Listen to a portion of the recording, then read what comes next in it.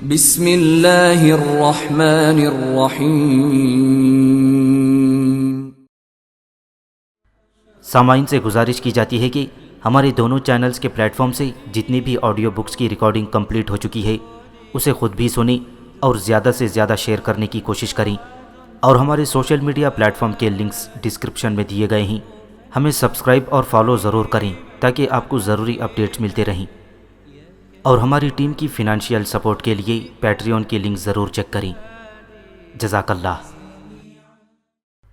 Ertugrul الغازی، سلطنت عثمانیہ کی بنیاد رکھنے والے کائی قبیلے کی جدوجہد کی داستان، حصہ اول، ایپیسوڈ 15۔ کردغلو کو تیتوش کا پیغام مل گیا تھا، چنانچہ اس نے خاموشی سے نورگل اور حلیمہ سلطان کو اپنی سپاہیوں کے ساتھ پڑاؤ سے باہر بھیج دیا۔ ابھی وہ کچھ دور ہی گئے تھے کہ منصوبے کے مطابق صلیبی سپاہیوں نے انہیں گھیر لیا۔ وہ انہیں 7 قلعے میں لے جانا چاہتے تھے۔ بابر اور روشن بھی وہاں پہنچ گئے۔ وہ قہر بن کر صلیبیوں پر ٹوٹ پڑے تھے۔ نورگل بھی اپنے کلہاڑے سے دشمنوں کو واصل جہنم کر رہا تھا۔ اس کام سے فارغ ہوتے ہی نورگل واپس قبیلے میں چلا گیا، جبکہ بابر اور روشن حلیمہ کو لے کر سلیمان شاہ کی طرف روانہ ہو گئے۔ ارطغرل قبیلے میں پہنچا تو لوگوں نے اس کا پرتپاک استقبال کیا۔ کردغلو کو بھی اس کی آمد کی اطلاع مل گئی تھی۔ ارطغرل اتاق میں جا کر اپنی جگہ پر بیٹھ گیا۔ جلد ہی دیگر معززین بھی وہاں جمع ہونے لگے۔ کردغلو خیمے کے عقبی حصے میں موجود تھا۔ وہ پردے سے جھانک کر اتاق کا جائزہ لے رہا تھا۔ سب لوگ جمع ہو گئے تو کردغلو بھی اتاق میں آ گیا۔ سوائے ارطغرل کے سب لوگ اس کے استقبال کے لیے کھڑے ہو گئے تھے۔ کردغلو نے انہیں بیٹھنے کا اشارہ کیا اور خود بھی مسند سنبھال لی۔ ارطغرل کی نظریں اس کے چہرے پر مرکوز تھیں۔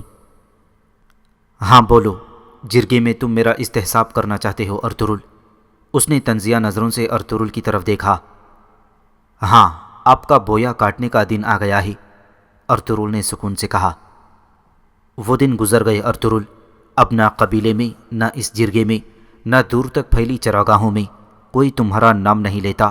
صرف تمہارا چچا ہونے کی وجہ سے اور تمہارے باپ کے احترام میں جرگے پر راضی ہوا ہوں میں، لیکن اگر حد سے باہر ہوئے تو پڑاؤ کے میدان میں باندھ کر مار دوں گا تمہیں۔ تمہارے دل میں اگر ان معززین کا ذرا بھی احترام موجود ہے تو کوئی بدتمیزی نہیں کرو گے۔ تمہارے خاندان کو جرگے کے حکم پر قبیلہ بدر کیا گیا ہے، انہیں خوشنود کے قبیلے میں بھیجا جا رہا ہے، لیکن تمہارے باپ اور بھائی نے جرگے کے فیصلے پر سر جھکانے کے بجائے بغاوت کا راستہ اپنایا۔ اللہ ہم پر اپنی بے پناہ رحمت رکھے۔ اب تمہیں جو کہنا ہے کہہ سکتے ہو، اس کے بعد جرگہ جو فیصلہ کرے گا اسے تمہیں ماننا ہوگا۔ کردغلو نے تکبر سے کہا، یعنی تم نے میرے خاندان کو قبیلہ بدری کے نام پر دھوکے سے صلیبیوں کا شکار کروا دیا، اور اب مجھے اپنے زرخرید سپاہیوں سے مروانا چاہتے ہو؟ ارطغرل نے بے خوفی سے کہا۔ سردار کے اتاق اور جرگے میں ایسے الزامات لگانے کی بھاری قیمت ادا کرنی پڑتی ہے ارطغرل۔ اب گستاخی کی تو زندہ نہیں رہ پاؤ گے، کردغلو نے دھمکی دی۔ میں تو تمہیں سردار سمجھتا ہی نہیں کردغلو، تم تو اس قبیلے پر ایک بدنما داغ ہو۔ یہ کوئی افسانہ نہیں، حقیقت ہے، اور اس الزام کو ثابت کرنے کے لیے میرے پاس 2 گواہ موجود ہیں۔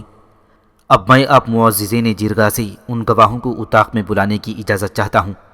اس نے قبیلے کے بڑوں کی طرف دیکھا۔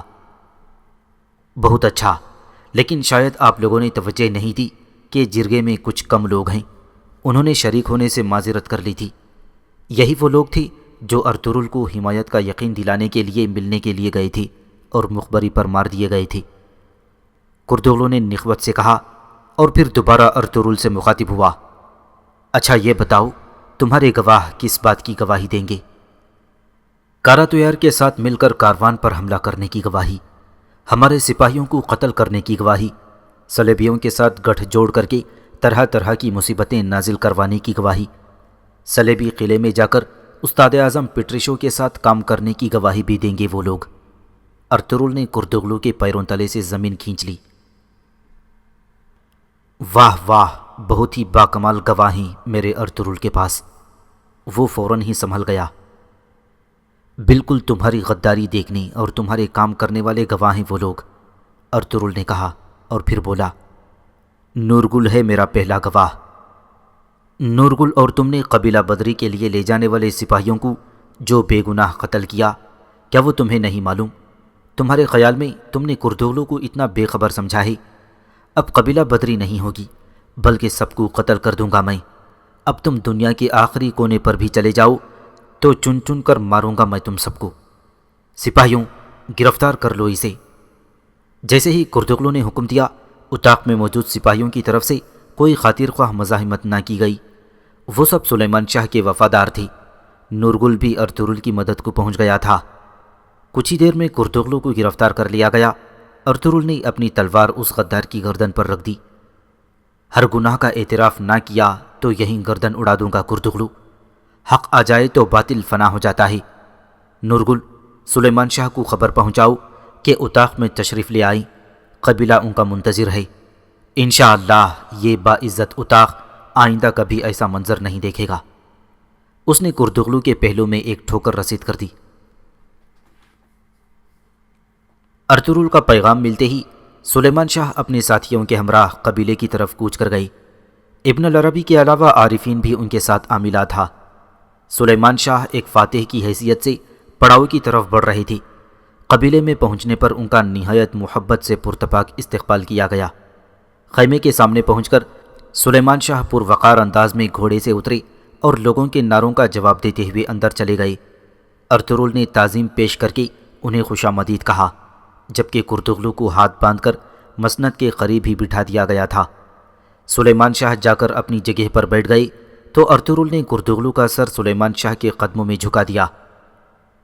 رحم فرمائے میرے آقا، کردوغلو کی دھیمی آواز سنائی دی۔ غداروں پر رحم نہیں کیا جاتا کردوغلو، سلیمان شاہ نے کہا۔ کردوغلو کو مقدمہ چلا کر سزا دی جائے گی تاکہ قبیلے پر ایسی رسوائی مسلط کرنے والوں کا نام ہمیشہ کے لیے عبرت بن جائے۔ ہم اس غدار کے ساتھ نہیں تھے میرے آقا، لیکن مصلحت کے تحت مخالفت کے بجائے خاموشی اختیار کی۔ ہمیں معاف کر دیجئے۔ اجازت ہو تو آپ کی دست بوسی کرنا چاہتے ہیں، آپ کی بیعت کرنا چاہتے ہیں۔ ایک سردار نے درخواست کی تو سلیمان شاہ نے لمحہ بھر کے لیے سوچا اور پھر اجازت دے دی۔ اس کے بعد وہاں موجود سب معززین نے دست بوسی کرنے کے بعد سلیمان شاہ سے اپنی وفاداری کا اظہار کر دیا۔ کردوغلو بھی پریشانی کے عالم میں یہ منظر دیکھ رہا تھا۔ اس کا سر مسلسل سلیمان شاہ کے قدموں میں تھا۔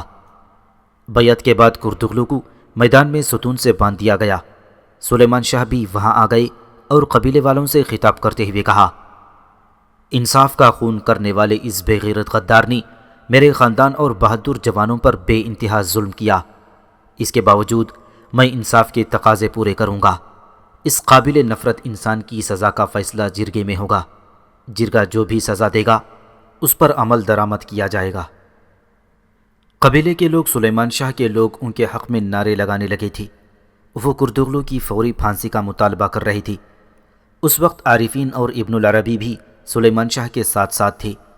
لوگوں کا مطالبہ سن کر سلیمان شاہ نے ہاتھ کے اشارے سے انہیں خاموش کرایا اور بولے، ہم ہر طرف سے دشمنوں میں گھرے ہوئے ہیں۔ صلیبیوں نے ہمارا سکون برباد کر دیا ہے، مگر اتنی مشکلوں کے باوجود شکر ہے کہ قبیلہ بکھرا نہیں۔ ہمارے اندر بھڑکائی جانے والی فتنوں کی آگ آج کے بعد کبھی نہیں جلے گی۔ دشمن طاقت میں یقیناً ہم سے بہت زیادہ ہے، مگر ہم اپنے قبیلے اور اپنے دین کی حفاظت میں سرخرو ہوں گے۔ استاد اعظم کے پہلو میں گھونپا جانے والا خنجر زہر میں بجھا ہوا تھا۔ اس کا زخم بگڑتا چلا گیا۔ اس وقت بھی وہ درد کی شدت سے نڈھال تھا۔ طبیب نے اس کے زخم کا معائنہ کر کے دوا کی شیشی اس کے سامنے رکھ دی۔ یہ دوا آپ کے درد کو کم کر دے گی استاد محترم، بہت آرام ملے گا آپ کو۔ طبیب کی بات سن کر استاد اعظم مسکرانے لگا۔ جن جن کو میں نے زہر دیا ان کافروں کا خیال آ رہا ہے مجھے، ایوبی خاندان والے، سلجوقی خاندان والے۔ خیر چھوڑو، ایک اور اہم بات سنو۔ عیسائی معززین کا وفد قلعے میں پہنچنے والا ہے۔ ان کے واپس جانے تک اس زخم کا تمہارے علاوہ کسی کو علم نہ ہو۔ سمجھ گئے نا میری بات؟ جی بالکل محترم، خداوند مجھے فراموش کر چکا ہے جس سے تمام امیدیں وابستہ تھیں۔ وہ کردوغلو بھی اپنے انجام کو پہنچنے والا ہے۔ کائی قبیلہ پہلے سے زیادہ طاقتور ہو گیا ہے۔ ویسے میں سوچ رہا تھا کہ ایزیڈورا کو یہ زہر میں بجھا خنجر ملا کہاں سے؟ وہ اس بات پر غور کرنے لگا۔ طبیب بالکل خاموش تھا۔ جیسے ہی عیسائی معززین کی آمد کا اعلان ہوا، طبیب اجازت لے کر باہر چلا گیا۔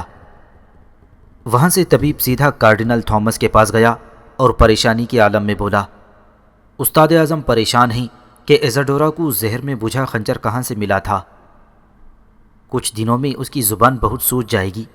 جب وہ بولنے کے قابل نہیں رہے گا تو میں کہہ دوں گا کہ ایزاڈورا کو یہ خنجر میں نے دیا تھا۔ اب تم جا سکتے ہو۔ کارڈینل تھامس نے اسے جانے کا اشارہ کر دیا۔ وہ اس زہر کے بارے میں بہت تفصیل سے جاننا چاہتا تھا۔ استاد اعظم کا آخری وقت قریب تھا اور پھر عیسائی معززین نیا استاد چننے والے تھے جو یقیناً تیتوش ہوگا۔ جب عیسائی معززین کا وفد قلعے میں داخل ہوا تو تیتوش نے خود ان کا استقبال کیا اور احترام سے عمارت کے اندر لے گیا۔ اسی رات تیتوش کی ملاقات کارڈینل تھامس سے ہوئی تو اس نے کہا، استاد اعظم صندوق کے لالچ میں ارطغرل کو زندہ گرفتار کرنا چاہتے تھے۔ یہی ہماری سب سے بڑی غلطی تھی۔ ابن العربی کا صندوق، جس میں میں نہیں جانتا کیا امانت ہے، اسے حاصل کرنے کے لیے اپنے عظیم مقصد کو فراموش کر دیا انہوں نے۔ یقیناً استاد پیٹریچو سخت سزا کے مستحق ہیں۔ اس کی بات کارڈینل تھامس نے غور سے سنی اور کہنے لگا، صلیبیوں کا حلب میں کھویا ہوا مقام ہمیں پھر حاصل کرنا ہے تیتوش۔ مجھے یقین ہے تم اس میں ضرور کامیاب ہوگی۔ ایزاڈورا کو زہر میں بجھا خنجر آخر کہاں سے ملا، آپ کا کیا خیال ہے؟ تیتوش نے پوچھا۔ خداوند کا انصاف ایسے ہی تجلی دکھاتا ہے فرزند، یہ عذاب الہی ہے تیتوش، کارڈینل تھامس نے جواب دیا۔ اسی وقت دروازے پر دستک ہوئی اور ایک سپاہی شہیر کو اس کے پاس لایا۔ کیا چاہتے ہو مجھ سے؟ شہیر نے بے خوفی سے پوچھا۔ آپ کو سمجھانا چاہتا ہوں کہ قسطنطنیہ جانے میں آپ کے کتنے فائدے ہیں شہزادہ محترم، تھامس نے کہا۔ تمہارا کوئی حکم نہیں مانوں گا، شہیر نے کہا۔ بڑے مرتبے والے لوگ کسی کا حکم نہیں مانا کرتے شہزادہ محترم، بہت جلد آپ خود حکم جاری کیا کریں گے۔ تیتوش نے عیاری سے معاملے کو سنبھالا تو شہزادہ شہیر خاموش ہو گیا۔ اس واقعے کے بعد شہناز نے سچے دل سے اپنے گناہوں سے توبہ کر لی تھی۔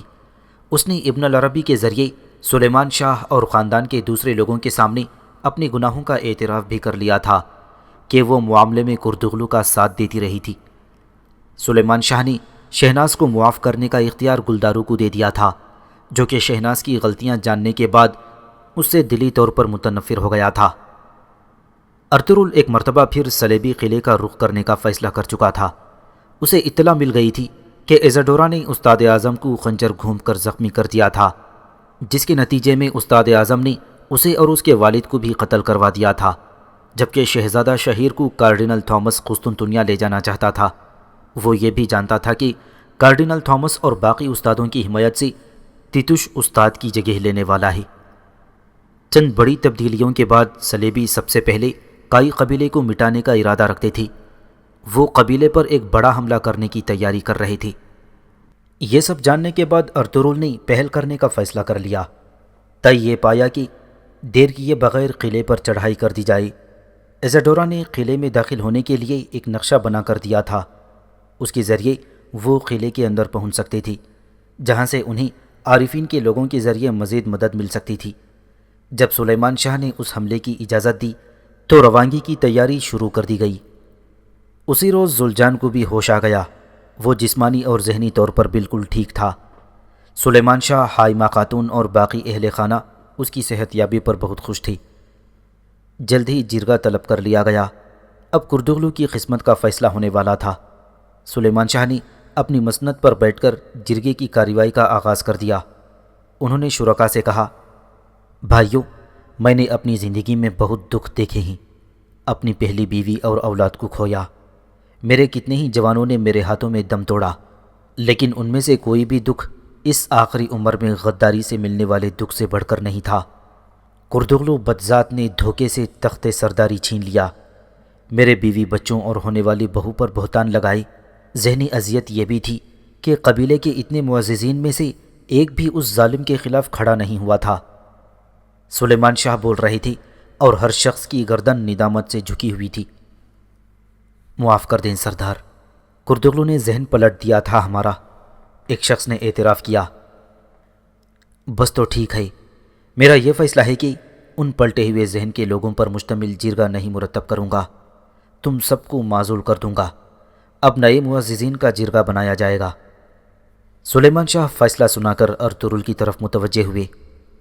ارطغرل، کردغلو کی ذمہ داریاں اب سے تم سنبھالو گی، گلدارو، قبیلے کی روزی روٹی کے تمام معاملات تم دیکھو گے۔ پھر سلیمان شاہ نے کردغلو کو اندر لانے کا حکم صادر کر دیا۔ کردغلو کو اتاق میں لا کر سلیمان شاہ کے سامنے دو زانو بٹھا دیا گیا۔ وہ پریشانی کے عالم میں معززین جرگہ کے چہروں کی طرف دیکھ رہا تھا۔ کردغلو، تمہیں کچھ کہنا ہے اپنی صفائی میں تو کہہ سکتے ہو۔ سلیمان شاہ نے اسے موقع دیا۔ عمر بھر قبیلے کی سلامتی کے لیے جنگ کرتے گزری، اپنی ہر شے کھو دی اس کے لیے، اپنی اولاد، بیوی، سب کچھ قبیلے کی خاطر جنگ کی نظر کر دیا۔ آج تک میں نے جو کچھ کیا قبیلے کی بہتری کے لیے کیا، مجھے سرداری کا کوئی لالچ نہیں رہا کبھی۔ مرنے سے پہلے یہ بتا دینا چاہتا ہوں بھائی۔ کردغلو کی گردن جھک گئی۔ اپنی بہادری کو غداری سے داغدار کر دیا تم نے کردغلو۔ غداری کا کوئی مقصد، کوئی جواز نہیں ہوا کرتا، اس کی سزا صرف موت ہے۔ گلدارو نے نفرت کا اظہار کرتے ہوئے کہا۔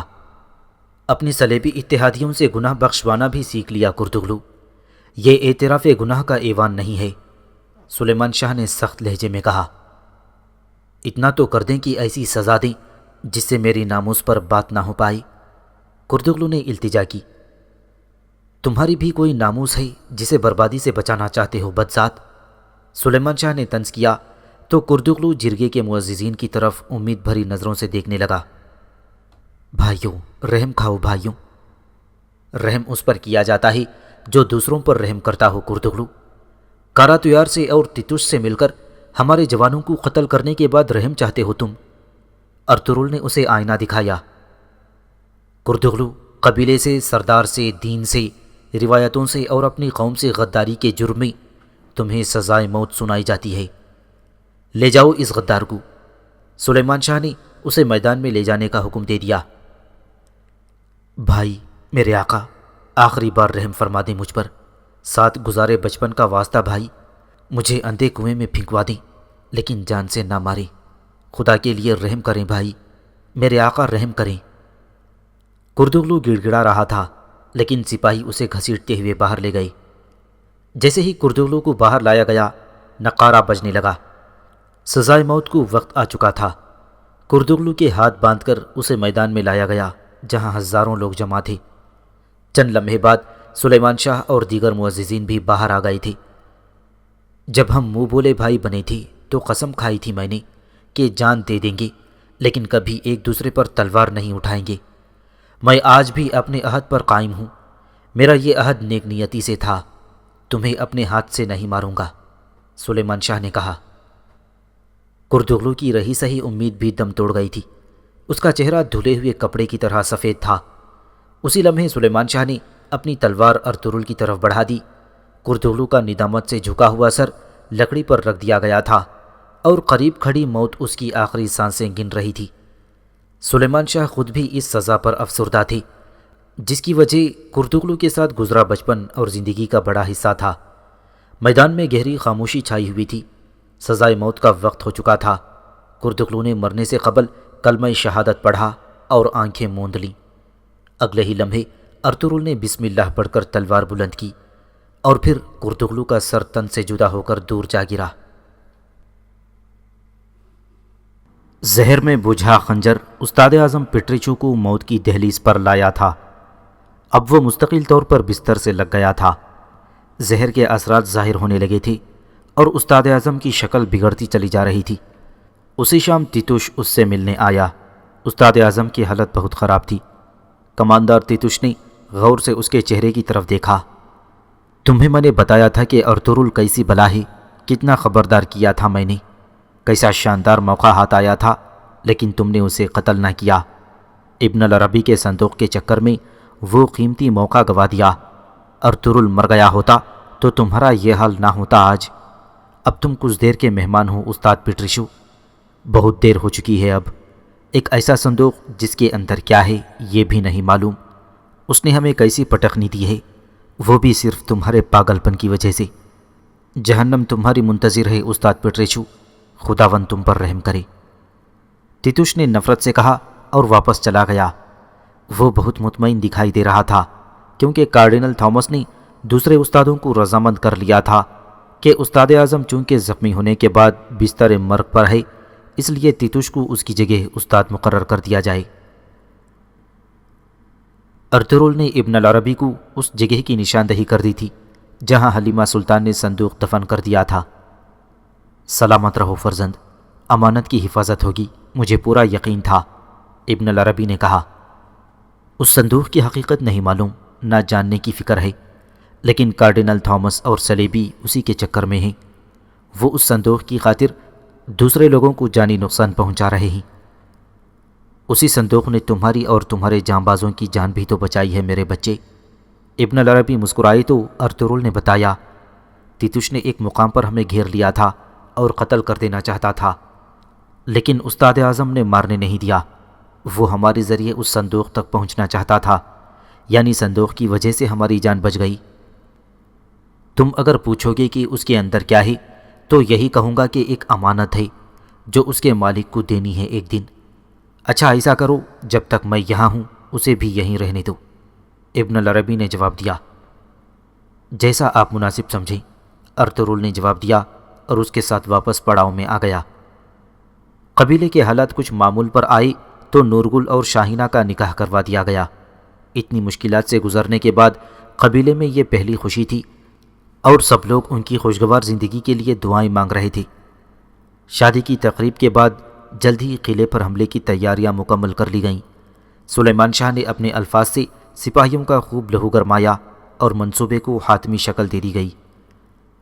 اگلے روز ارطغرل اپنے جانبازوں کو لے کر قلعے کے نزدیک پہنچ گیا۔ نورگل اور عارفین بھی ان میں شامل تھے۔ وہ قلعے پر ہر طرف سے نظر رکھے ہوئے تھے۔ جلد ہی انہوں نے قلعے کے داخلی دروازے کے نزدیک چند سلیبی سپاہی پکڑ لیے۔ ارطغرل ان کے ذریعے قلعے میں پیغام بھیجنا چاہتا تھا۔ اس نے سلیبی سپاہی سے کہا، تیتوش سے کہنا جس ارطغرل کی تمہیں تلاش تھی وہ قلعہ فتح کرنے آ گیا ہے۔ یہ بھی کہنا کہ سلیمان شاہ امان دینے کے لیے اس سے بات کرنا چاہتے ہیں۔ ہم جواب کا انتظار کر رہے ہیں۔ اس کے بعد سلیبی سپاہی کو آزاد کر دیا گیا اور وہ قلعے کے اندر بھاگ گیا۔ اس وقت قلعے میں تقریب ہو رہی تھی جس میں تیتوش کو استاد اعظم کی جگہ منتخب کر لیا گیا تھا۔ اسی وقت تیتوش کو یہ پیغام مل گیا کہ کئی لوگوں نے قلعے کا محاصرہ کر لیا ہے اور سردار سلیمان شاہ اس سے ملنا چاہتا ہے۔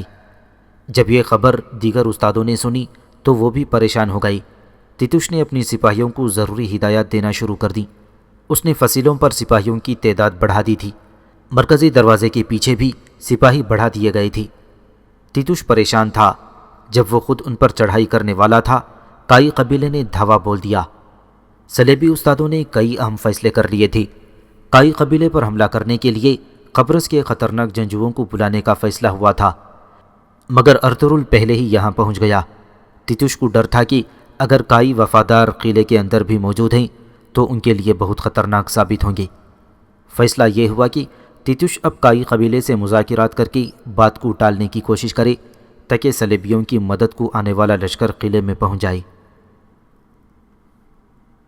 سلیمان شاہ، ارطغرل اور کئی سپاہی قلعے کے نزدیک موجود تھے کہ تیتوش ان سے مذاکرات کے لیے قلعے سے باہر آ گیا۔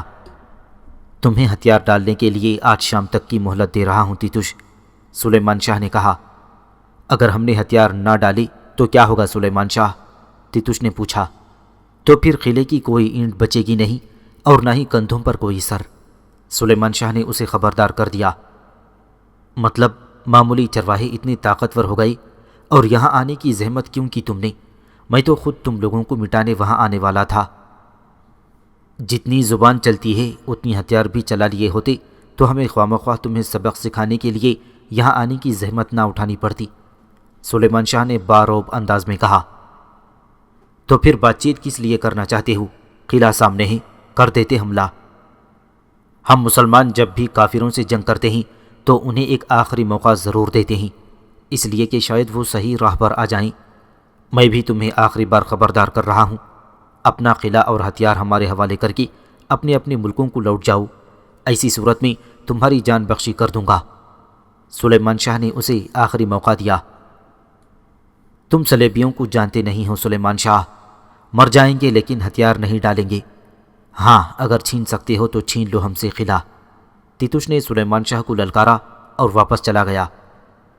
تائی لشکر نے اب قلعے کے قریب ہی پڑاؤ ڈال دیا تھا، جبکہ دلی دمیر اس سرنگ کو کھولنے میں مصروف تھے جس کی نشاندہی ایزاڈورا نے کی تھی۔ محاصرہ سخت ہوا تو کارڈینل تھامس کا غصہ اور جھنجھلاہٹ بھی عروج پر پہنچ گئی۔ اس نے تیتوش کو طلب کر کے صورتحال معلوم کی۔ دونوں دیر تک اس موضوع پر بات کرتی رہی۔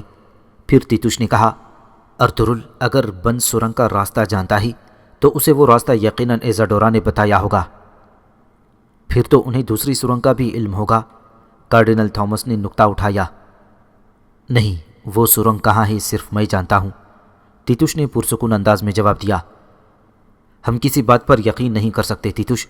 تمہارے بھیجے ہوئے ہرکاری انطاکیہ کی صلیبی تنظیم تک نہ پہنچ سکے تو ہم سب یہاں بری طرح مارے جائیں گے۔ بہتر یہی ہے کہ شہیر کو لے کر میں نکل جاتا ہوں، ابھی اور اسی وقت۔ کارڈینل تھامس بہت خوفزدہ تھا۔ محاصرہ بہت سخت ہے، آپ کا باہر نکلنا بہت مشکل ہے، قلعے میں آپ کا گھوڑا بھی نہیں ہے، تیتوش نے اسے سمجھایا۔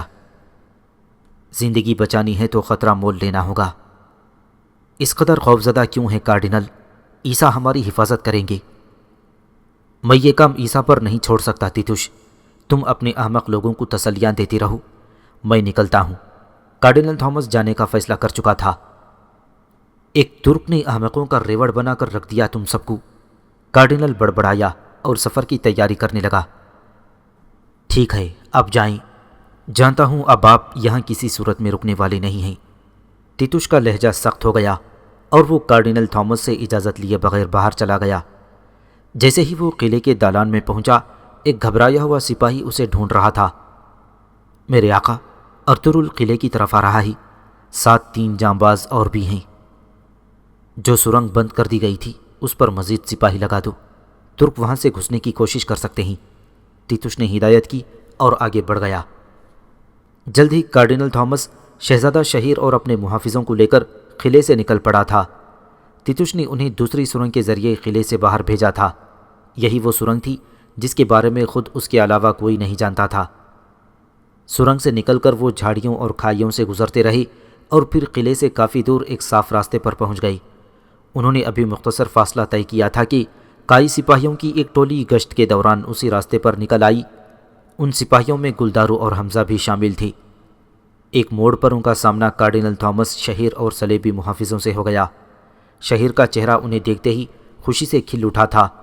کارڈینل کے محافظ بھی مقابلے کے لیے تیار تھے، مگر گلدارو اور حمزہ نے انہیں موقع نہ دیا۔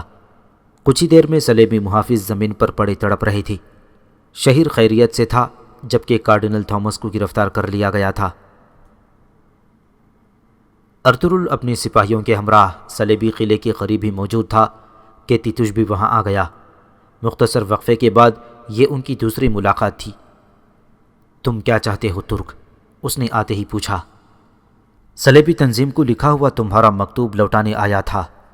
ارطغرل نے ایک مکتوب اس کی طرف اچھال دیا اور بولا، تمہارے ہر کارے مارے گئے ہیں، اب تم کسی سے مدد نہیں منگوا سکو گے تیتوش، اور نہ فرار ہو سکو گے۔ اس قلعے کی اینٹوں سے تمہاری قبروں کے کتبے بنائے جائیں گے۔ تیتوش وہ مکتوب لے کر بنا کچھ کہے واپس چلا گیا تو ارطغرل بھی اپنے عارضی پڑاؤ میں آ گیا جہاں سلیمان شاہ موجود تھے۔ چچا دلی دمیر بھی وہاں آ گئی۔ جس سرنگ کو وہ کھول رہی تھی، صلیبیوں نے اسے ڈھا کر بند کر دیا تھا۔ انہیں معلوم ہو گیا تھا کہ کئی لوگ سرنگ کھولنے کی کوشش کر رہے ہیں۔ چچا دلی دمیر کے اس انکشاف نے سب کو پریشان کر دیا تھا۔ اس قلعے میں گھسنے کا کوئی راستہ تو ضرور ہوگا، ہمیں دوسری سرنگ ڈھونڈنی ہوگی فوراً، ارطغرل نے کہا۔ پریشان نہ ہو، فتح دینے والا اللہ ہی ہے۔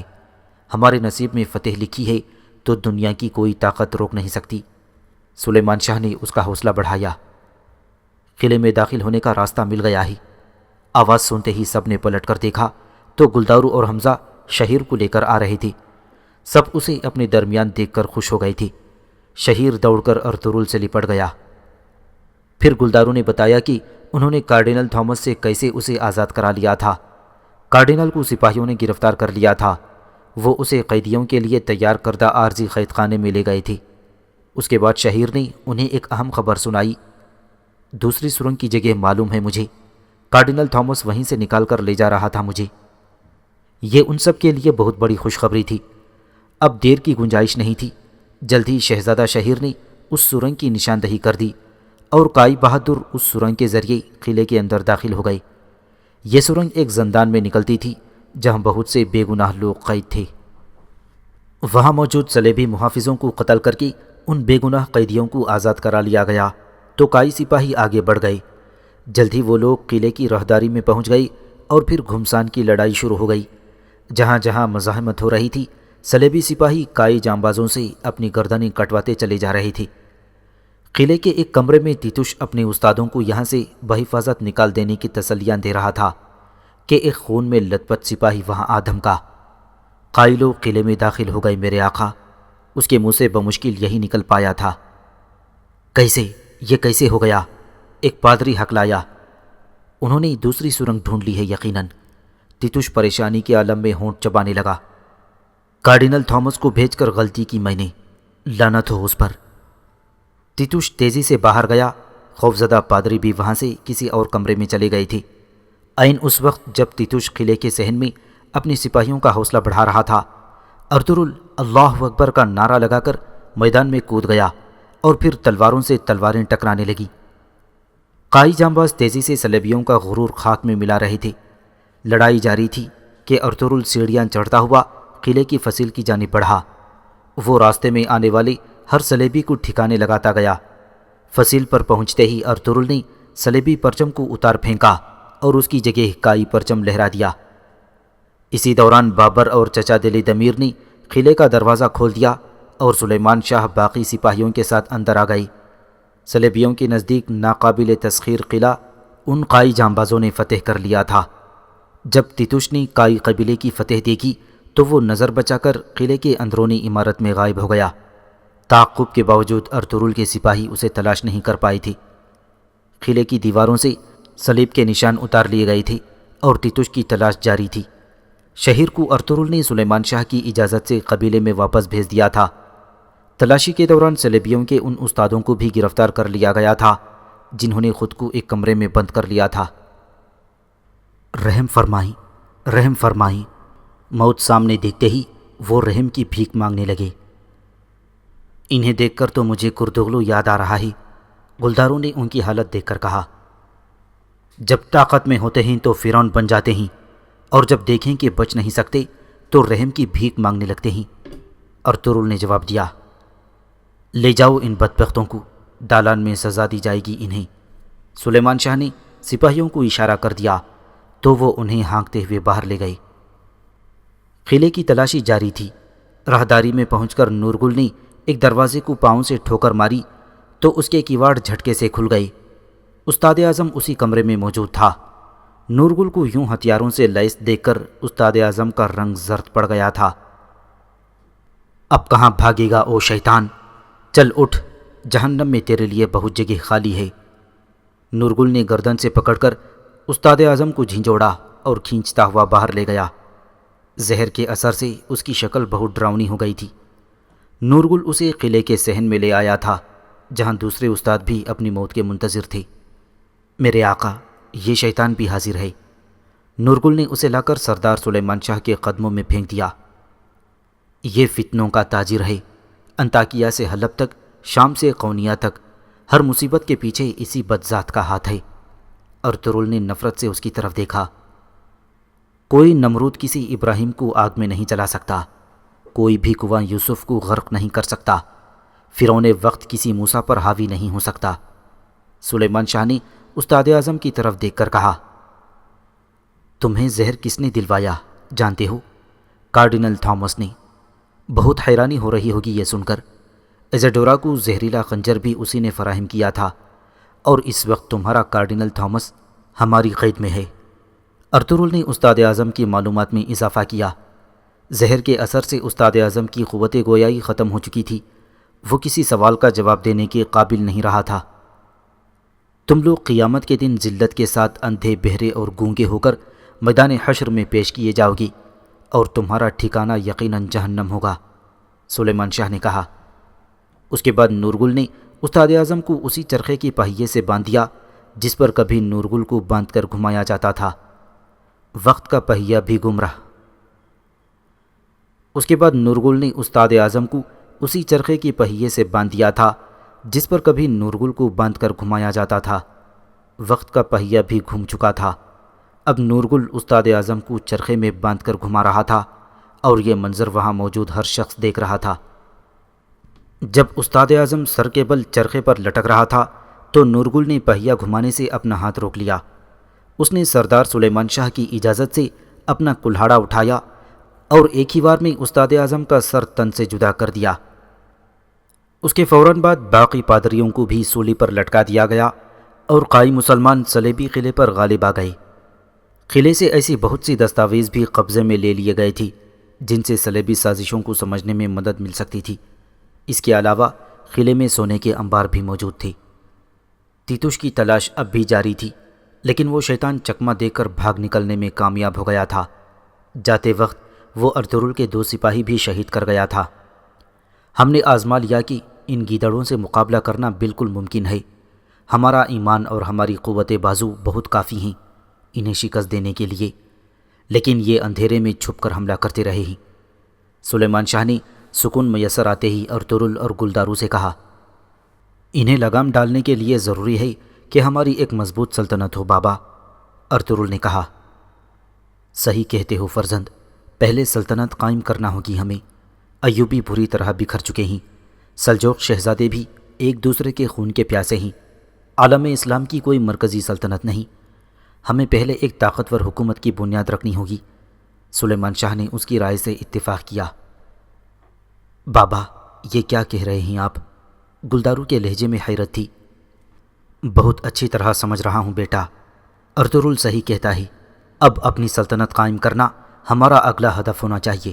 سلیمان شاہ نے جواب دیا، العزیز ہمارا دوست ہے، لیکن کوئی بھی حکمران اپنے علاقے میں دوسری سلطنت قائم کرنے کی اجازت کیسے دے سکتا ہے؟ گلدارو نے سوال اٹھایا۔ اگر سلطنت قائم کرنا اللہ کو منظور ہوا تو اسی سرزمین پر اس کی بنیاد رکھیں گے ہم لوگ۔ میرا تو چل چلاؤ ہے، اس سلطنت کا خیال حقیقت بنانے کے لیے تم لوگ ہی اٹھو گے۔ قبیلے کا مستقبل اب تم دونوں کے ہاتھوں میں ہے۔ میرے بچوں، اگر مجھے کچھ ہو جائے تو ہرگز ایک دوسرے سے الگ نہ ہونا، مل کر کام کرو گے تو اپنی سلطنت بھی بنا لو گے۔ انشاءاللہ، گلدارو نے کہا اور سلیمان شاہ آرام کرنے کے لیے آگے بڑھ گئے۔ سلیمان شاہ کے چہرے پر زخم کی تکلیف کے آثار تھے جسے وہ مسلسل برداشت کر رہے تھے۔ وہ رات انہوں نے وہیں قیام کیا اور اگلے روز واپس اپنے پڑاؤ پر پہنچ گئے جہاں پورا قبیلہ ان کا استقبال کرنے کے لیے بے چین تھا۔ شہیر کو پڑاؤ پہنچانے والے سپاہیوں نے انہیں قلعہ فتح ہونے کی نوید بھی سنا دی تھی۔ ہر طرف سے ان کے حق میں نعرے گونج رہے تھے۔ اپنے خیمے کے سامنے پہنچ کر سلیمان شاہ نے لوگوں کی محبتوں کا جواب اپنا ہاتھ ہلا کر دیا اور بولے، اللہ گواہ ہے، ہم نے اس کے حکم کو ہمیشہ مقدم جانا، ظالموں میں ہم شامل نہ ہوئے، ہر قدم پر شکر ادا کیا زندگی میں، جس سرزمین پر بھی قدم رکھا اسے اسلام کی نور سے روشن کیا۔ ہم سپاہی ہیں، جنگجو ہیں، ہمارا کام اللہ کے راستے پر چلنا ہے، ہمارا مقصد اللہ کے دین کو پھیلانا ہے۔ صلیبیوں کا قلعہ زمین بوس کر دیا ہم نے، فتنوں کے اس مرکز کو تباہ کر دیا گیا۔ وہاں سے جو مال غنیمت ہاتھ لگا ہے وہ مجھ سمیت ہر شخص میں برابر تقسیم کیا جائے گا۔ جہاد سے منہ نہ موڑ کر ہم سب کو یہ خوشی دینے والے شہیدوں کے لیے ہماری اللہ سے دعا ہے کہ ان پر اپنی رحمت فرما دے۔ دعا ہے اللہ ان سب سے راضی ہو۔ سلیمان شاہ نے دعا کی اور آرام کرنے خیمے میں چلے گئے۔ زخم کی تکلیف سے ان کے لیے مزید کھڑے رہنا محال ہو گیا تھا۔ اسی روز رات کے کھانے پر جب سب لوگ جمع تھے تو سلیمان شاہ نے کہا، ارطغرل، حلیمہ، میں ترک قبیلوں کے اجتماع میں جانے سے قبل تم دونوں کا نکاح پڑھوانا چاہتا ہوں کل رات۔ یہ خوشی کی خبر سن کر ارطغرل اور حلیمہ بھی دھیمے سے مسکرا دیے۔ اس سے اچھا کیا تحفہ ہو سکتا ہے ہمارے لیے بابا؟ ارطغرل نے شکر ادا کیا۔ اگلے روز امیر حلب العزیز قائی قبیلے میں پہنچا۔ سلیمان شاہ اور ارطغرل نے اس کا استقبال کیا۔ مصر جا رہا تھا میں، آپ تو جانتے ہیں زندگی میں کیسے کیسے خطرات ہوتے ہیں، سوچا آپ سے ملتا جاؤں سلیمان شاہ۔ حالانکہ ہماری پچھلی ملاقات کچھ خوشگوار نہیں تھی۔ آپ ایک جرأت مند اور صاف کو انسان ہیں۔ آپ کے ان اوصاف سے ایک بھٹکا ہوا سلطان راہ راست پر آ گیا ہے۔ سلیمان شاہ نے اسے بیٹھنے کا اشارہ کیا اور گفتگو کا آغاز ہو گیا۔ ملکہ اور سلطان علاؤالدین کی شادی اسلامی دنیا کے لیے بہت مبارک ثابت ہوگی انشاءاللہ۔ اس شادی کو ممکن بنانے میں بہت اہم کام ہمارے گلدارو بھائی کا ہے، اور پھر سب سے اہم کام آپ کی حمایت ہے۔ سلطان علاؤالدین کو یہ سب بہت تفصیل سے لکھا تھا میں نے مکتوب میں۔ پھر صلیبی قلعے کو فتح کرنا بھی آپ کا ایک شاندار کارنامہ ہے۔ اللہ آپ سے اور شہیدوں سے راضی ہو۔ العزیز نے انہیں داد دی۔ آمین، سلیمان شاہ نے کہا۔ میرے آنے کا مقصد اس دوستی اور اتحاد کا مضبوط بنانا ہے۔ سلجوق اور ایوبی اتحاد کو ہمیشہ آپ کی حمایت کی ضرورت رہے گی۔ العزیز نے سلیمان شاہ اور ارطغرل کی طرف دیکھا۔ حق کی راہ میں اٹھنے والا ہر قدم اور امن کی راہ میں کی جانے والی ہر کوشش ہمیشہ ہمارے سر آنکھوں پر رہے گی العزیز علی قدر، سلیمان شاہ نے اسے تسلی دی۔ ایک بار میں نے آپ سے ایک بات کہی تھی العزیز، ہماری تلواریں میانوں میں نہیں جائیں گی، نہ ہمارے شہ سوار میدان جنگ سے منہ موڑیں گے۔ ارطغرل نے گفتگو میں حصہ لیا۔ وقت نے مجھے سمجھا دیا ہے کہ تم کتنے انمول انسان ہو ارطغرل، مجھے ہر موقع پر اپنے ساتھ پاؤ گے میرے بھائی۔ العزیز مسکرایا۔ سلیمان شاہ، یہ تحفہ آپ کے قبیلے کو معاشی مسائل سے نکالنے کے لیے ہے۔ العزیز نے ایک صندوق کھولا جو سونے کے سکوں سے بھرا ہوا تھا۔ دوسرے صندوق کے اندر میرے بھائی ارطغرل اور حلیمہ سلطان کے نکاح کے لیے صرف میری طرف سے نہیں بلکہ پورے ایوبی خاندان کی طرف سے تحائف ہیں۔ اگر قبول فرما لیں تو سلطان صلاح الدین ایوبی کی نسلیں اپنی عزت افزائی سمجھیں گی ہمیشہ۔ العزیز کے اصرار پر سلیمان شاہ نے سر کو جنبش دی تو ارطغرل نے ان تحائف کو قبول کر لیا۔ اسی رات قبیلے میں شادی کا جشن شروع ہو گیا۔ ارطغرل تیار ہو رہا تھا کہ ابن العربی اس کے خیمے میں تشریف لائے۔ تو آخر وہ دن آ ہی گیا ارطغرل۔ آپ کی شفقت ہمیشہ راہ دکھاتی رہے حضرت، میرے تاریک لمحوں کو روشن کیا آپ نے۔ جب میں مایوسی کی انتہا کو پہنچ چکا تھا تو آپ امید بن کر چمکے۔ خوش ہوں کہ آپ ہی کے سائے میں یہ خوشی مجھے مل رہی ہے، ارطغرل نے مسکرا کر جواب دیا۔ اللہ بہت خوشیاں دکھائے، تمہارا عشق قبیلے کو، بہادر ترک قوم کو اور ملت کو تاریخ میں امر کر دی۔ تمہارا نکاح پڑھا کر میں فجر کی نماز کے بعد فوراً یہاں سے روانہ ہو جاؤں گا فرزند، ابن العربی نے اسے آگاہ کر دیا۔ انشاءاللہ بہت جلد دوبارہ ملاقات نصیب ہوگی ہمیں، ارطغرل نے ادب سے جواب دیا۔ انشاءاللہ جلد ملیں گے۔ اگر روانگی طے ہے تو وہ صندوق لا دوں آپ کو، ارطغرل کو صندوق کا خیال آ گیا۔ وہ امانت نہیں ہے، اب تمہارے لیے ہے ارطغرل، امانت کو اپنا مالک مل گیا الحمدللہ، ابن العربی نے اسے گلے لگایا اور واپس چلے گئے۔ اسی رات ابن العربی نے ارطغرل اور حلیمہ سلطان کا نکاح پڑھوا دیا اور زندگی کی راہ میں وہ دونوں ایک دوسرے کے ہمسفر بن گئے۔ شادی کی تقریب کے چند روز بعد سلیمان شاہ ترک قبیلوں کے اجتماع میں شرکت کے لیے روانہ ہوئے تو ارطغرل، گلدارو اور دیگر جانباز سپاہی بھی ان کے ہمراہ تھے۔ سب کو الوداع کہہ کر سلیمان شاہ گھوڑے پر سوار ہوئے اور یہ چھوٹا سا قافلہ منزل کی طرف روانہ ہو گیا۔ تیتوش قائی قبیلے کے پڑاؤ سے کچھ فاصلے پر موجود تھا۔ وہ اپنا انتقام لینے کے لیے کسی خاص موقع کی تلاش میں تھا کہ ایک صلیبی سپاہی اس کے پاس پہنچ گیا۔ اس نے تیتوش کو بتایا کہ سلیمان شاہ اپنے بیٹوں کے ساتھ فرات کے ساحل پر ایک کاروان سرائے میں ترک قبیلوں کے سرداروں سے ملنے جا رہے ہیں۔ ترک سرداروں سے ملنے؟ یہ کیا قصہ ہے؟ کس چکر میں جمع ہو رہے ہیں یہ سردار؟ تیتوش چونکا۔ منگولوں کے خلاف تمام ترک قبیلے متحد ہو رہے ہیں میرے آقا، سپاہی نے بتایا۔ لعنت ہو ان ترکوں پر، سلجوق سلطنت سے بھی کوئی آئے گا کیا؟ اس نے دریافت کیا۔ جی میرے آقا، سلطان علاؤالدین اپنے سپہ سالار جلال الدین کو بھیج رہا ہے۔ یہ اتحاد صرف منگولوں کے خلاف نہیں بلکہ صلیبی نظریے کے خلاف بھی کام کرے گا اور ہمارے لیے بے حد خطرناک ثابت ہوگا۔ یہ مسلمان وحشی اگر ایک بار مل کر حرکت میں آنا سیکھ گئی تو ہم سب کا خاتمہ کر کے رکھ دیں گے، اور ہم نے یہ صورت نہیں دینا ہے۔ سلیمان شاہ اور اس کے بیٹے کاروان سرائے نہیں پہنچنی چاہیے۔ تیتوش اس کے انکشاف پر آگ بگولا ہو گیا تھا۔ حکم کریں سردار، مجھے کیا کرنا ہوگا میرے آقا؟ سپاہی نے ادب سے کہا، میں ارطغرل کے تعاقب میں جا رہا ہوں، تم بھی فوراً روانہ ہو جاؤ اور جلد از جلد اپنے لوگ جمع کرو۔ تیتوش نے اسے سمجھا کر واپس بھیج دیا۔ اب اس نے سلیبی جانباز سے منگوایا ہوا ترک دیہاتوں والا لباس پہن لیا تھا۔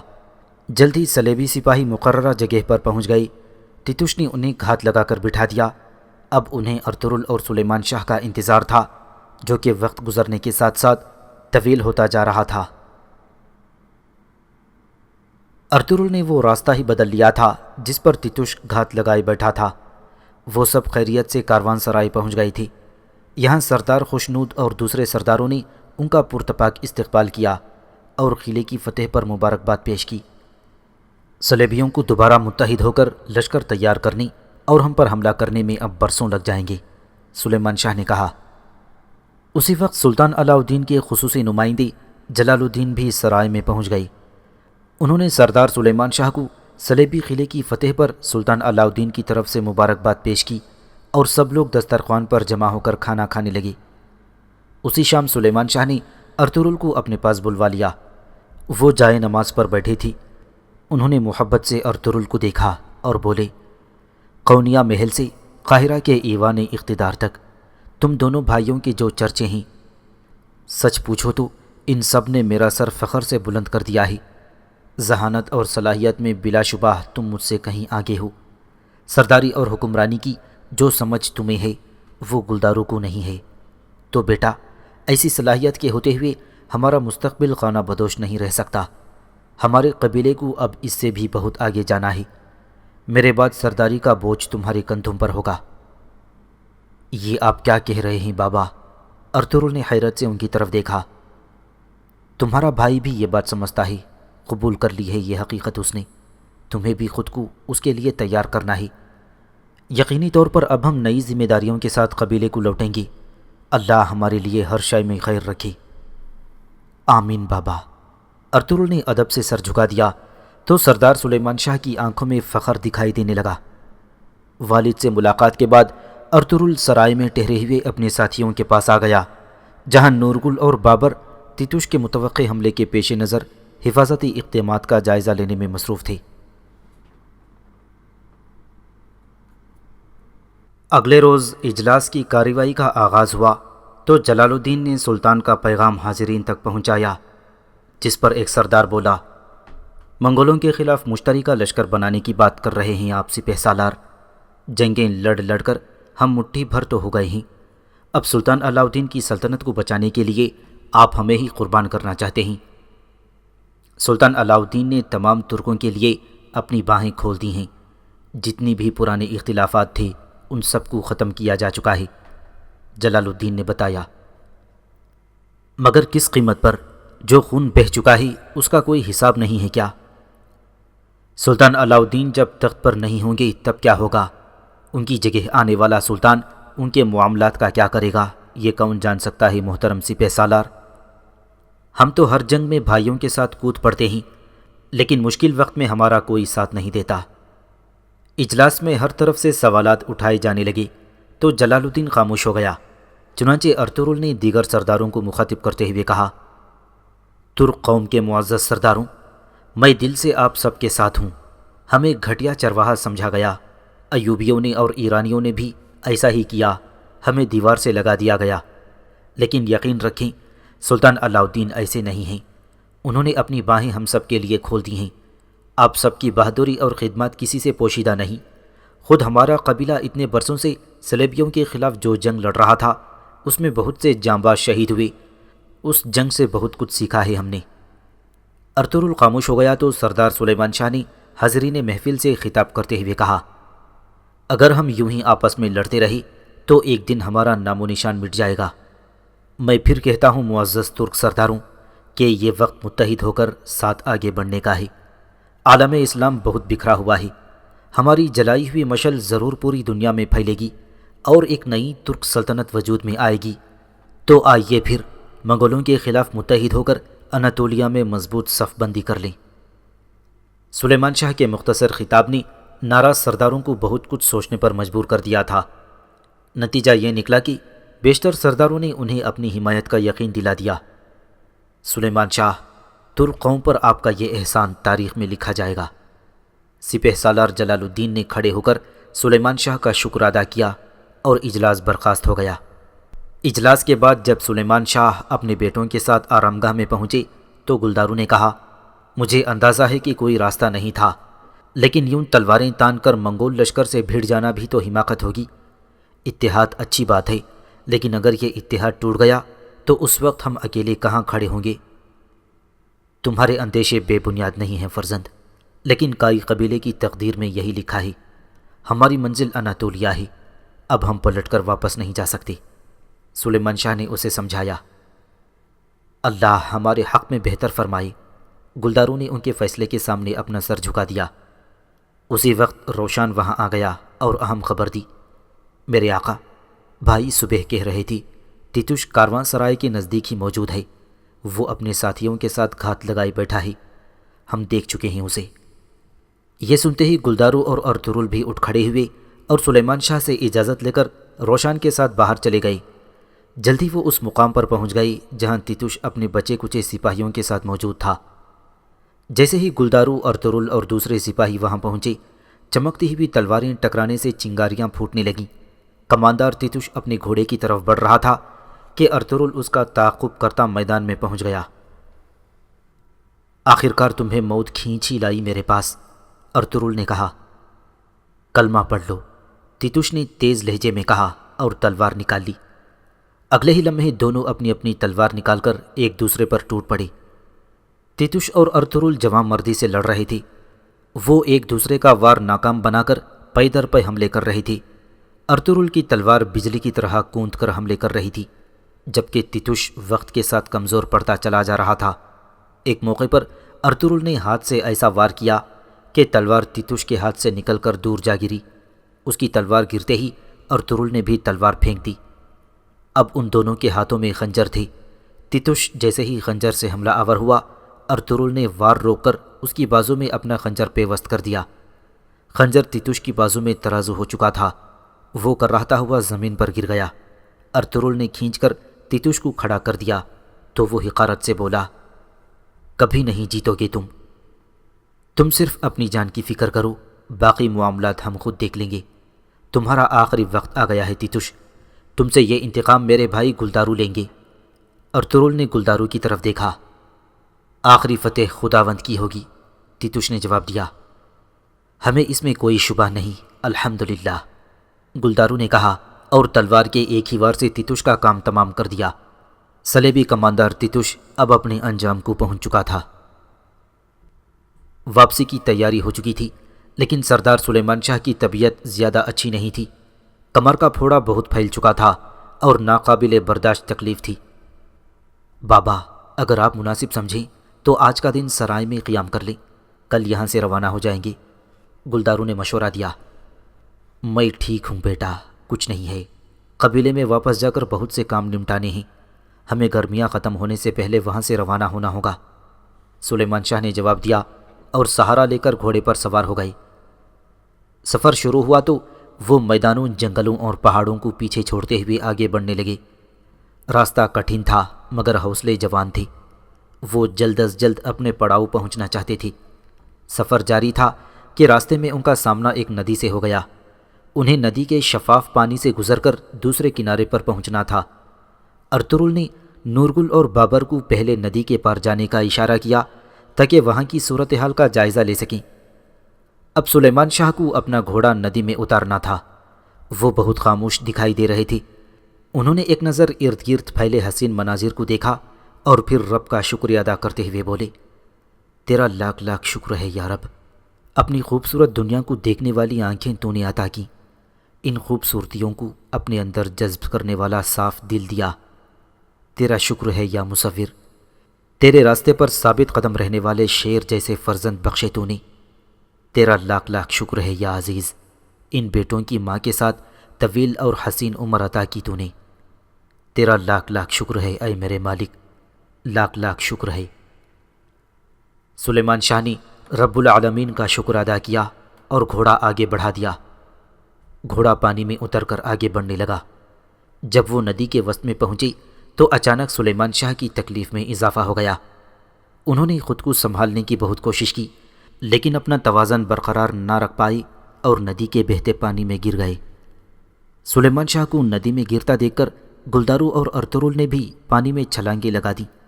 انہوں نے آگے بڑھ کر بوڑھے باپ کو اپنی باہوں میں سمیٹ لیا اور کنارے پر لے آئے۔ سلیمان شاہ کی سانس رک رہی تھی۔ بیٹوں نے انہیں ندی کے کنارے لٹا دیا اور سینے کو دبا کر سانس بحال کرنے لگے۔ چند لمحے بعد سلیمان شاہ نے آنکھیں کھول کر اپنے دونوں بیٹوں کی طرف دیکھا اور پھر ان کے مضبوط ہاتھ اپنے بوڑھے ہاتھوں میں تھام لیے۔ وہ کچھ دیر محبت بھری نظروں سے ان دونوں کی طرف دیکھتے رہے اور پھر دھیمے لہجے میں بولے، قبیلہ تم دونوں کے حوالے، اپنی بیویوں اور اولاد کی طرح قبیلے کی بھی ہمیشہ حفاظت کرنا، شر سے ہوشیار رہنا۔ ہمارے اجداد کی نسل در نسل یہی روایت ہے کہ سلجوق سلطنت سے اتحاد کیا جائے، آپس میں مل جل کر رہنا۔ آخری وصیت کے بعد سلیمان شاہ نے کلمہ شہادت پڑھا اور اپنی جان خالق حقیقی کے سپرد کر دی۔ سلیمان شاہ نے اپنے ان بہادر بیٹوں کی آغوش میں دم توڑا تھا جن پر انہیں ہمیشہ فخر رہا۔ ان کے جنازے میں دونوں بیٹے نورگل، بابر، روشان شریک ہوئے، جنہیں وہ بیٹوں کی طرح ہی چاہتے تھے۔ ہر آنکھ اشک بار تھی، ہر دل غمزدہ تھا۔ نماز جنازہ کے بعد سلیمان شاہ کو ندی کے قریب ہی ایک مقام پر سپرد خاک کر دیا گیا اور غمزدہ جوان بیٹے باپ کی جدائی کا دکھ سمیٹ کر اپنی منزل کی جانب روانہ ہو گئے۔ جب یہ مختصر قافلہ بنا سردار کے واپس پہنچا تو قبیلے میں کوہرام برپا ہو گیا۔ سلیمان شاہ کا گھوڑا تو آ گیا تھا مگر سوار نہیں تھا۔ حائمہ خاتون نے غم کی اس گھڑی میں بہت صبر اور ہمت کا مظاہرہ کیا۔ اس مشکل وقت میں انہوں نے خود کو ایک بہادر سردار کی بیوی کے روپ میں پیش کیا۔ غم کے بادل چھٹے تو قبیلے کے نئے سردار کے چناؤ پر بحث ہونے لگی۔ چنانچہ حائمہ خاتون نے جرگہ طلب کر لیا اور پھر قبیلے کے معززین نے دیکھا کہ جس مسند پر کبھی سلیمان شاہ بیٹھا کرتے تھے اسی مسند پر آج حائمہ خاتون براجمان تھیں۔ انہوں نے اللہ کے نام سے جرگے کی کارروائی کا آغاز کیا اور شرکا سے مخاطب ہوئی، میرے بھائیوں، بہادروں، قبیلے کے معزز بزرگوں، جرگے میں میں آپ کو خوش آمدید کہتی ہوں۔ آپ کا آنا مبارک ہو۔ ہمارے سردار سلیمان شاہ انتقال سے پہلے مجھے اپنا قائم مقام بنا گئے تھے تاکہ ان کے بعد ہم قبیلے کی آئندہ راہ کا تعین کر سکیں۔ سلیمان شاہ نے آپ کو قائم مقام بنایا، اس سے ہمیں بہت اطمینان ہوا ہے، ورنہ ہم فوراً نئے سردار کا چناؤ کرنے کے جنجال میں پڑ جاتے۔ چچا دلید امیر نے کہا، صحیح کہہ رہے ہو دلید امیر۔ ترک قبیلوں کے حال میں ہونے والے اجلاس میں منگولوں کی اناتولیا پر یلغار کا خطرہ ظاہر کیا گیا۔ چھوٹے چھوٹے منگول جتھے اناتولیا پر پہلے ہی حملے شروع کر چکے ہیں، اب ان ظالموں کے سامنے ڈٹ جانے کا وقت آ گیا ہے۔ حائمہ خاتون نے اعتماد سے کہا، ایک قائی کے سامنے 1000 منگول کھڑے ہوں گے تو ہم کیا کریں گے حائمہ خالہ؟ ایک شخص نے سوال اٹھایا۔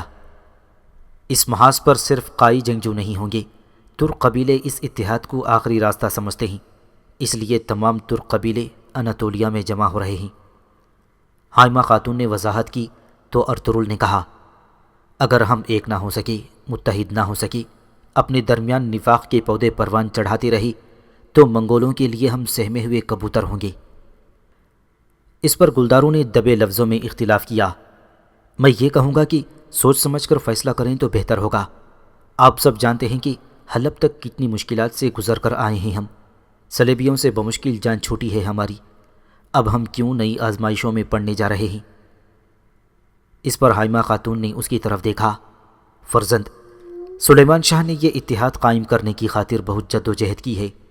ایک طرف صلیبی سازشی، دوسری طرف منگول لٹیرے دنیا میں سب سے سفاک اور بے رحم خونی نظام بنانے میں مصروف ہیں۔ اس نظام میں ہم خواجہ سراؤں کے ساتھ کھڑے ہوں گے یا پھر جوان مرد سپاہیوں کے ساتھ، فیصلہ ہمارے ساتھ ہے۔ میں سمجھتی ہوں کہ اس فانی دنیا میں بہادروں کی طرح جینا ہوگا ہمیں۔ ترک قوم کو آخری دم تک ان ظالموں کے خلاف ڈٹے رہنا ہوگا۔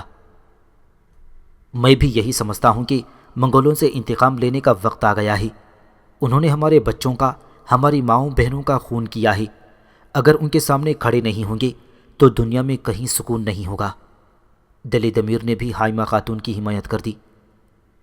صحیح کہتے ہو دلید امیر، تو بتائیے اپنی آبائی سرزمین اناتولیہ کی طرف لوٹنے کے لیے آپ کی کیا رائے ہے میرے بھائیوں؟